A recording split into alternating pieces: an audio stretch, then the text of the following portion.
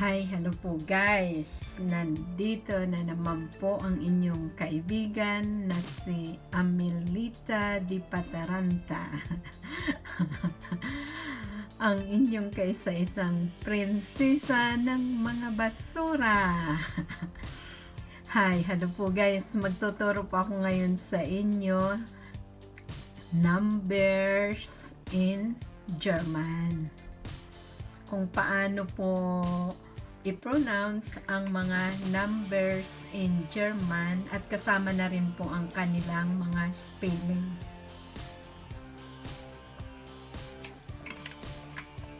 Kung paano po isulat ang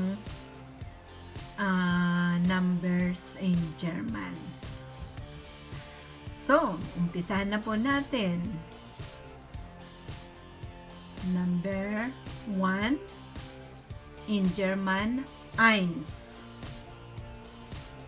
2, 3,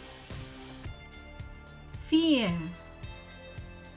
5, 6, 7, 8, 9, 10, 11, 12, 13, 14, 15, 16, 17, 18, 19, 20. Ang 20 po guys ay 20. Ang 21 naman po ay makikita nyo po na mauuna po muna natin sabihin ang 1 kaysa 20. Ito po, bali dito na po tayo magkakaroon ng pagkakaiba doon sa English at saka German. Kasi ang pronunciation po ng English, mauuna muna ang 20, which is 20 in German. Kung sasabihin natin ito in English ay 21.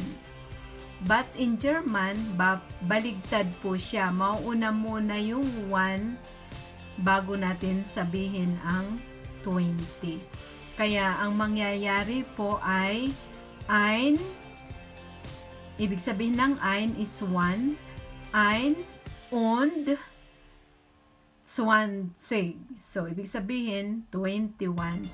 Ein und 20. Ein und 20. So, yan po yung lagi ko sa inyo sinasabi. Ang German po ay, ang German numbers po ay baligtad. So guys, sana na makuha nyo po ang ibig ko pong sabihin, na mauuna po muna yung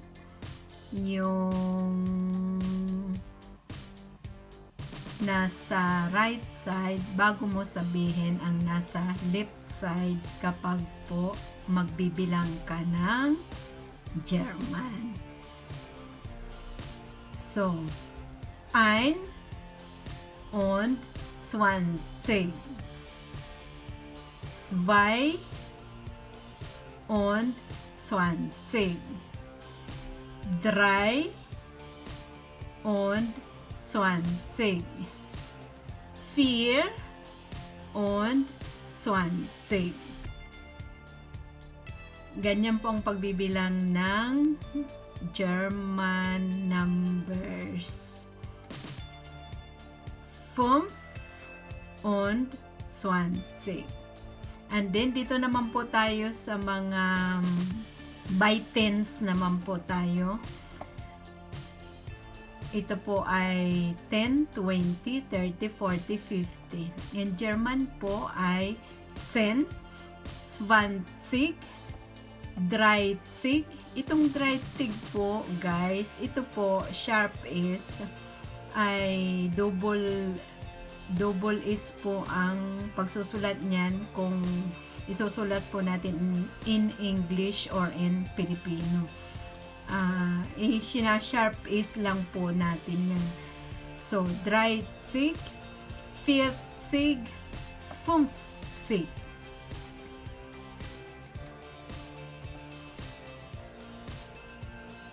100, 100. Kumbaga sa atin, 100 or 100. Pag sinabi nating 100, so equivalent po siya ng 100. Pag sinabi naman po natin 100, so ang sasabihin naman po natin sa German is 100. So, ito po, pwede po natin siyang tawagin in German 100 o 100. Kasi ganun din naman po sa English, pwede natin siyang tawagin 100, 100. And then, dito po ay 1,000. Ang 1,000 po ay, kumbaga sa English, 1,000, 1,000.